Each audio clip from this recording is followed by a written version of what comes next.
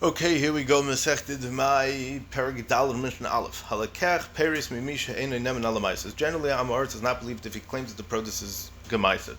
So the Mishnah is going to say an exception to the rule. In the cases the Chacham were makel and allowed us to rely on the testimony of Amoritz. As we previously explained, most Amoritz did take off meiser. Therefore, under the Dina HaTeira, we would be allowed to rely on the word of an Amoritz that his or someone else's food was gemaiser. Although the Chachamim aser eating his produce without taking off meiser, in cases where there is a need to be makel, they made exceptions to the rule and relied on the fact that most Amoritz did take off meiser. However, if someone is known to be a person who doesn't take off meiser, so these kulas that are mentioned in the Mishnah here would not apply.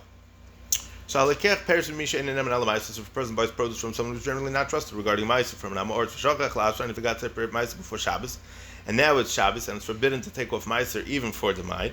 The reason for this isser was explained previously in Perik Aleph. Since the bar did not fix the Dmai before Shabbos, he cannot eat it on Shabbos unless he can confirm that the meicher took off ma'aser before selling it to him. B'shoyle b'Shabbos, and he asked the meicher on Shabbos whether he took off ma'aser, so in yochel al piv. The seller says that the produce was gemaiser, he may eat the produce based on the seller's word.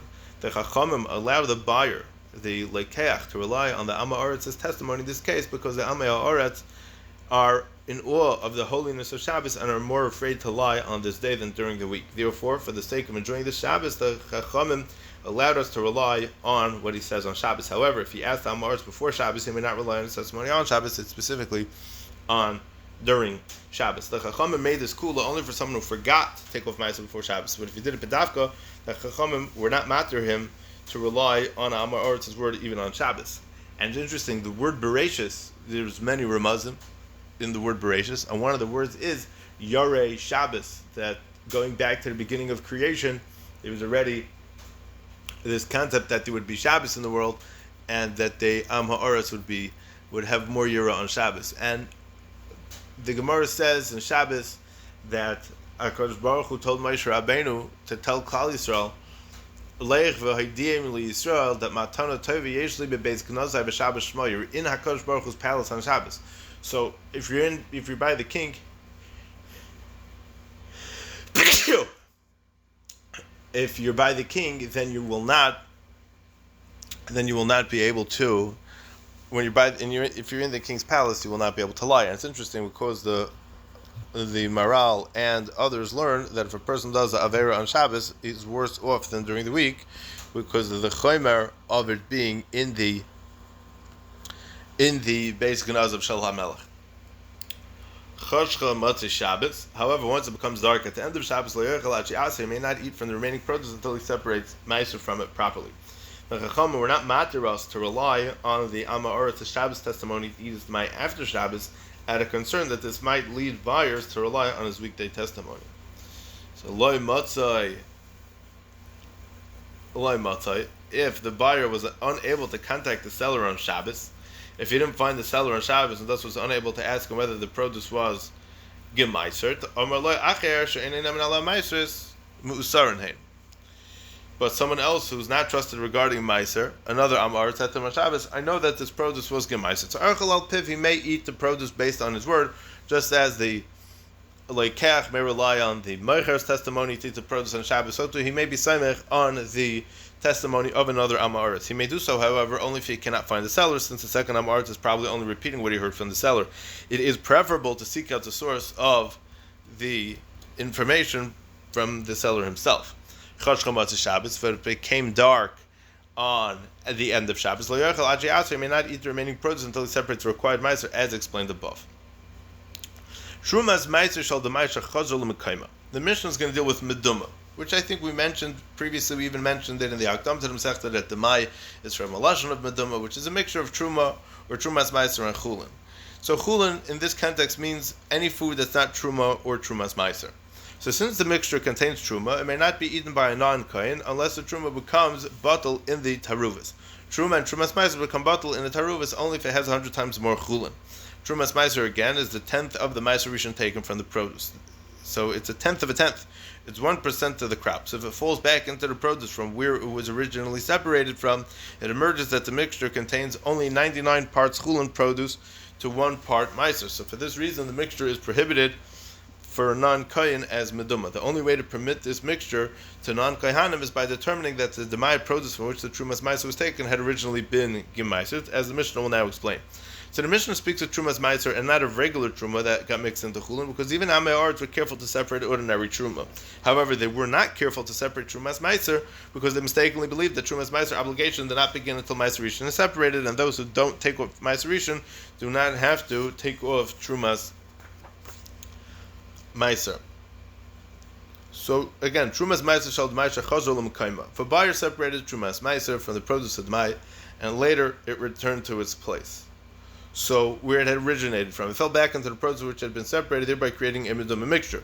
So Reb Shimon Shizuri Omer af bechayil shayla v'ochle al piv. Reb Shimon Shizuri says that in such a case he may ask the seller even during the week whether the produce was gemaitzet, and if he says that it was, he may then eat the produce based on the seller's word, since the produce was already gemaitzet. It turns out that the Trumas Meiser he separated from it had no kedusha and does not answer the mixture to begin with. Since we now accept that it had already been gemaitzet, it was not in need of more meiser taken off of. So thus, the buyer's designation of Trumas Meiser from it was unnecessary and never took effect. The Chacham allowed him to rely on the seller in this case, even on a weekday, because even Amei Aretz, who are not Kehanim, are afraid to eat Truma Shalei Kedin, and they are therefore also afraid to lie and cause other non-Kehanim to eat Trumas Meiser, which is a form of Truma. Which is interesting, because although Amei Aretz are not afraid of eating produce from which Meiser has not been separated, they are afraid of eating Truma or Trumas Meiser because they know that the punishment for a non-Kohen eating Trumas Meiser is very severe, which is Misa B'dei Shomayim. Therefore, once the buyer informs the Amei Aretz who sold him the produce that Trumas Meiser has been separated and fell back into the produce, the Amei Aretz is not suspected of lying about separating Trumas Meiser before selling the produce, because he knows that if he lies, he'll cause the buyer to eat a mixture with his Trumas Meiser. Reb Shimon Shizuri's view is not accepted by the Chachamim. According to them, even regarding Meduma, Amei Aretz is believed only on Shabbos. Mishnah Beis. Hamadres chaver sheichel etzlei. If someone invites a person to join him for a feast in honor of a newly married couple, and he makes a neder that is the person he invited should accept the invitation and eat by him. For example, Reuven was making a chasana or a sheva brachas in order to persuade his friend Shimon to attend. Reuven made a neder that if Shimon doesn't accept the invitation, he'll be forbidden to have any benefit from Reuven's possessions at all. So, but the person who invited Shimon does not trust Reuven regarding Meiser because Reuven is an Amei Aretz. The invited person is Shimon, is someone who does not eat the Dmai without taking off Meiser. So he may nevertheless eat with him at the feast that takes place on the first Shabbos after the wedding, meaning by the Shabbos Sheva Brachas. Even though he doesn't trust the host regarding Meiser, but he may do so provided that the host says to him that the food Meiser was taken off already. The Chachamim allow the person to accept the invitation and rely on the host's word that the food was gemaiset, because his refusal to participate in this simcha would cause a certain sinah, and we don't want that. We want everybody to be able to get along. Since Reuven insists that Shimon accepts his invitation to eat at this special suda, to the point that he made a neder to compel Shimon to eat with him, so then refusing his invitation is likely to cause some kind of sinah. Therefore, in the interest of preserving peace, the Chachamim were matter Shimon to be semich on Reuven and to be able to eat his food. The Chachamim did not, however, allow him to rely on the Amar simply because it's Shabbos, because this invitation took place before Shabbos. This kula applies only to a feast held on Shabbos. A suda that's held during the week is not as important as those that take place on Shabbos, and the host would not be as insulted if the guest refuses his invitation to a weekday feast. It's an interesting thing. Lamaisa, that it sounds like that even they in those days had a chashivas for Shabbos Sheva Brachas. Shabbos Shnia, the feast that takes place on the second Shabbos after the wedding, because like the Gemara Ksuba says that there were times when they would celebrate the marriage for up to 30 days after the chasana. Even if the host makes a neder that the person he invited is also from Hano's mudar b'Hano, is not allowed to have any benefit from him unless he accepts his invitation. Lo yoichel ad sheyaseh, he may not eat from the food unless he separates maestros. Even if the wedding celebration continues after the first Shabbos, the invited person's presence is not as important, and there is no longer a concern that his refusal to join will lead to sinah, to lead to animosity, will lead to hatred between them. Therefore, the Chachamim did not allow a person to rely on the testimony of the Am Ha'aretz. Mishnah Gimel. Rabbi Eliezer Omer, Ein adam tzarich likra shem l'maiser ani shel Dmai, v'chachamim oimrim kari shem ve'ein tzarich lahafresh. What is this? So, the taking off meiser of Dmai differs in many ways from the meiser of definite tevel, of vadai. One of the differences between them is that meiser rishon of tevel must be given to a Levi, while meiser rishon of Dmai does not need to be given to a Levi. Rather, the owner of the Dmai may keep it and eat it for himself. Meiser rishon is designated for Dmai because we do not know whether the Amoritz did so. If he did not, the produce is forbidden as tevel. So to remove the possible tevel prohibition, it's enough to just designate a tenth of the peiros or a tenth of the food as Dmai, and it's not necessary to actually separate it from the rest of the produce and give it to the Levi. Thus, once the meiser has been designated, the rest of the produce may be eaten, and even the meiser may be eaten, since there's no prohibition for a non-Levi to eat meiser rishon. Only Trumas meiser has been designated for it. Once Trumas meiser has been designated for it. The only question that remains is whether the Levim have a claim to it, since if the Amoritz took meiser previously, this new designation of meiser rishon does not take effect. So this is a question about money of mammonis and not Isser Heter. We therefore look at it according to the general rule for questions about money, which is Hamaitzi Mechaver Lavaraya, the one who wishes to extract payments from his fellow must bring proof that he's entitled to the money or property. Since the Levim cannot prove that the Maisa separated from this Dmai is really Maisa, the owner may keep what he separated and eat it for himself. As a result, when he designates Maisa Rishon for Dmai, he needs only to do so verbally. He does not have to physically separate it from a remainder of the produce. For example, the owner can say 10% of the produce on the northern side of this pile of grain is Maisa Rishon. This is referred to in the words of the Mishnah as Kerushem, calling a name, designating the area or the place where the Maisa will be taken from. However, after designating Maisa Rishon, he must then designate and physically separate Trumas Maisa from it. He cannot merely designate the Trumas Maisa without separating it, because Trumas Maisa is prohibited to a non-Kohen like Truma. Therefore, if there is even a question about its status, it cannot be eaten by a non-Kohen, since there is an obligation to separate. In any case, a Chacham decreed that it should be given to a Kohen, and we'll discuss this weiter in a different place in the Masechta. So one must also designate Meiser Sheni from the Mai. However, he doesn't need to actually separate it, since they can redeem it for money and then take that money to Yerushalayim. Although Meiser Sheni will not be eaten outside Yerushalayim, the Torah allows for it to be redeemed for money, and the Kedusha of the Meiser Sheni is transferred from the produce onto the money, which allows the produce to be eaten immediately. The money is then taken to Yerushalayim, as we mentioned many times, where it's used to buy food that is eaten there according to Hilchas Meiser Sheni. Okay. So our Mishnah discusses whether one must also designate Meiser Ani for the Mai. Meiser Ani replaces Meiser Sheni on the 3rd and 6th year of the 7-year Shemitah cycle. As we mentioned previously, Sir Belezer says, one does not even need to designate by name to be Kerishem for Meiser Ani of Dmai. Not only is it unnecessary to separate Meiser Ani from the Dmai produce, one doesn't even need to designate it by name and remove the possible Isser of Tevel. According to Belezer, we can assume that the Amoritz designated Meiser Ani even though he doesn't designate other Meisers. Now this is a Chiddush. Why would the Amoritz give Meiser Ani if he doesn't do any other kinds of Meisers? Since Meiser Ani has no Kedusha and may be eaten by anyone, the only legal requirement is to give it to the poor. The Amoritz is willing to separate it and thereby remove the Tevel status from the produce, then keep it and eat it by himself. He does not consider this stealing from the poor, since it never came to the hands of any specific person. However, he's unwilling to do this with Meiser Rishon, because he would then have to separate Trumas Meiser from it, which even Amoritz is afraid to eat and give it to a Kohen. Similarly, he does not separate Meiser Sheni, because he would then have to eat it or spend its redemption money in Yerushalayim, which is a tircha for him, and he doesn't want to go through that tircha. The Chachamim say, he must designate the Meiser Ani of Dmai by name in order to remove the possible Isser Tevel from it, but he doesn't need to separate it physically from the rest of the produce, since he may keep it. Once the Meiser Ani has been separated, the rest of the produce is certainly permitted, and the only issue is whether the Meiser Ani must be given to the poor. Since this is a money question, it's up to the poor to prove that it's theirs, again, which they can't do in the case of Dmai, which would be the halacha of Hamaitzi Mechaver Lavaraya. The owner may therefore keep the Meiser Ani and eat it, since it has no Kedusha. Since there is no loss to him whatsoever, the Chachamim argue that even if Amei Haaretz are not generally suspected of failing to separate Meiser Ani, one should nevertheless designate a portion of his Dmai produce as Meiser Ani to remove any possible Tevel status. The Chacham do not actually agree with Rabbi Lezer that Amei Haaretz can be counted on to separate Meiser Ani. However, they responded to him based on his view that they are not suspected of avoiding Meiser Ani. They argue that even according to his view, a person should at least designate the Meiser Ani by name to remove any suffix over here. Their own view is that Amei Haaretz are suspected of avoiding Meiser Ani, and that someone who buys Dmai is fully obligated to designate Meiser Ani for it as well.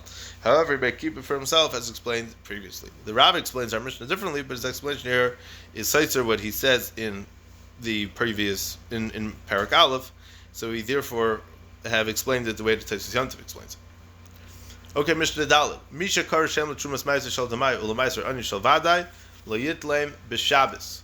The Mishnah is going to discuss whether this Mishnah is discussing whether one may give meiser on Shabbos to the people who are entitled to them. So someone who designated trumas meiser, who did kriya shame for meiser, for trumas meiser of Dmai, that means he verbally designated trumas meiser a tenth of Dmai that he previously designated as meiser rishon, without actually removing anything from the produce that he's taking meiser from. For example, he said that 10% of the produce that was previously designated as meiser rishon on the northern side of the pile is trumas meiser. So the halacha that the Mishnah will say applies to meiser rishon from tevel vadai as well, and we'll explain why we're dafka talking about trumas meiser shel Dmai now. Ulemeiser ani shel vadai, a meiser ani of definite tevel before Shabbos, in order to remove the Isra of Tevel from the remaining produce, but he didn't physically separate the Meiser from the rest of the produce. Loi Yitlem b'Shabbos, he is not allowed to take them on Shabbos and give them to a Kayan or to an Ani. Once Meisers have been taken off, there's no Isra to remove them from the rest of the produce on Shabbos, since the designations took effect before Shabbos. The Kriya Shem happened before Shabbos. What the Mishnah asks over here is delivering the Meisers to the appropriate people, and that probably involves other Isurim, which we'll see in a second.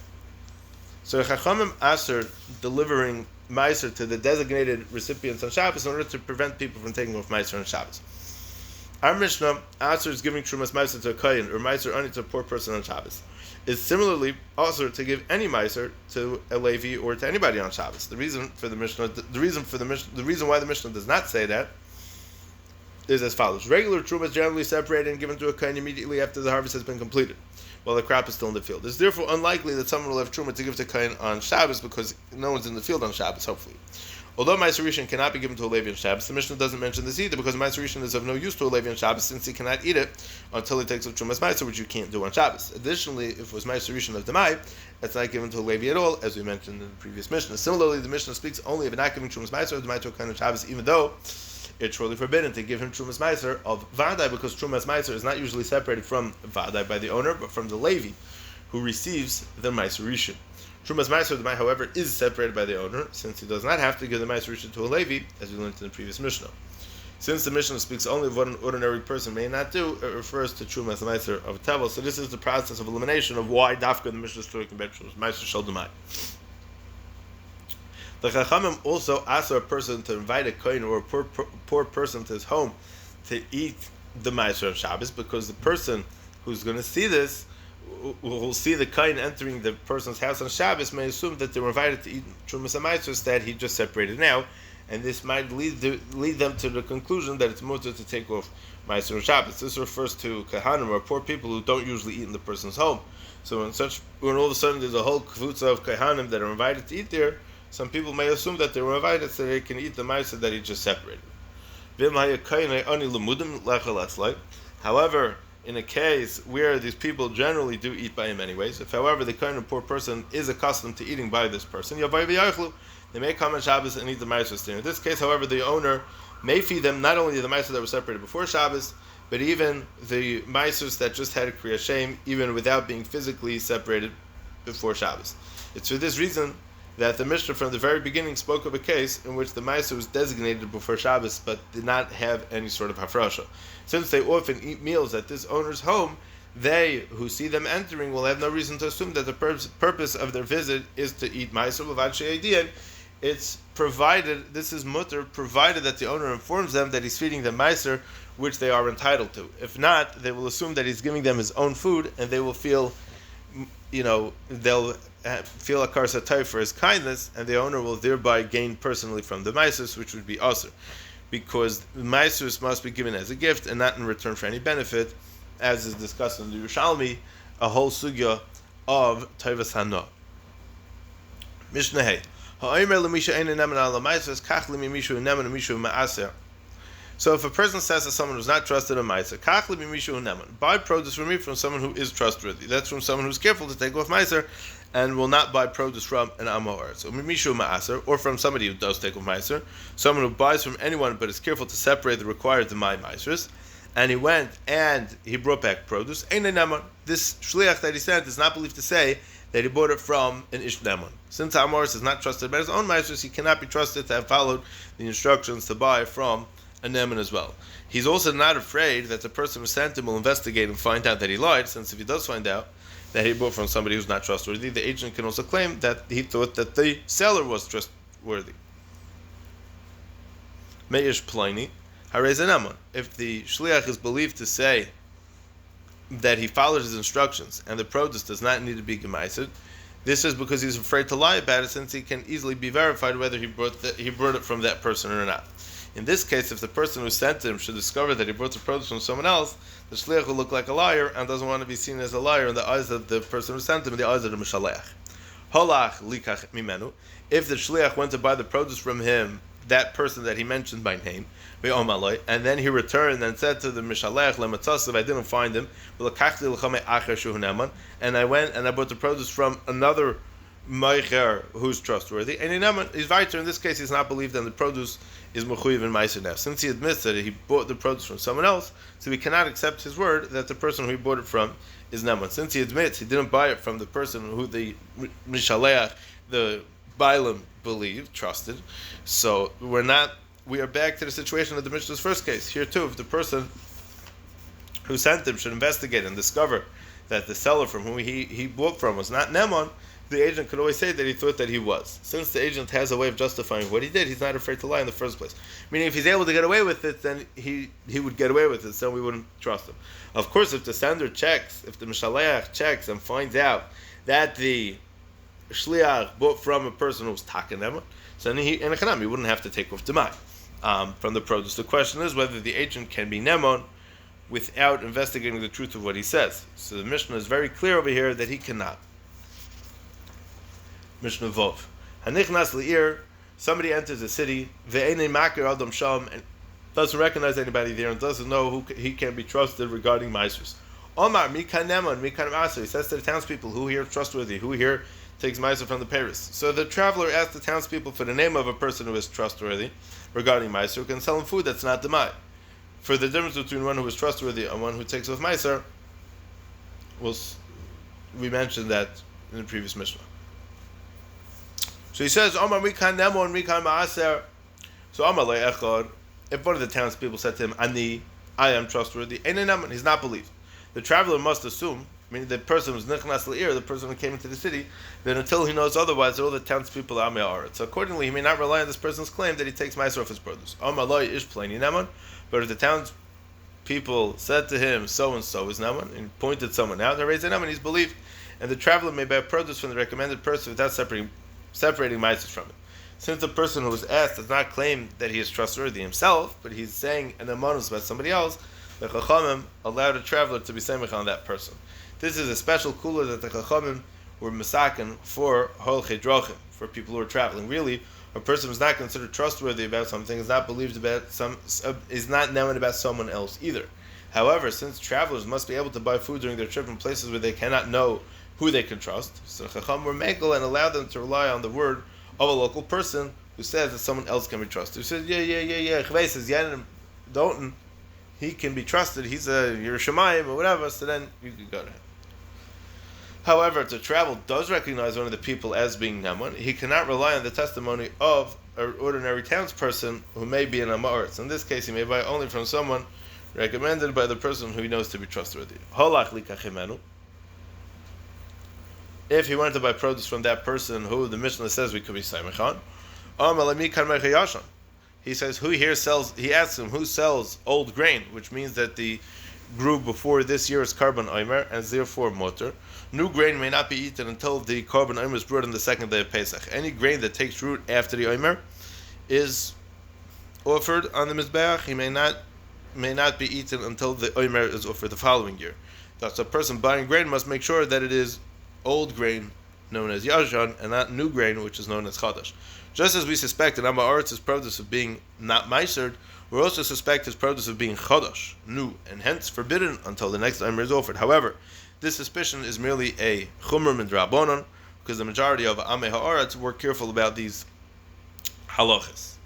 Omar lo misha shalach acha etzli, and so he says Mikan Meicher Yashon, who here sells Yashon? Omar lo misha shalach acha etzli, and he says the person that said to him, and that person said to him, the one who sent you to me sells old grain. Aval pishein ke goimlin zeh, even though they appear to be returning favors to each other because each one recommends the other.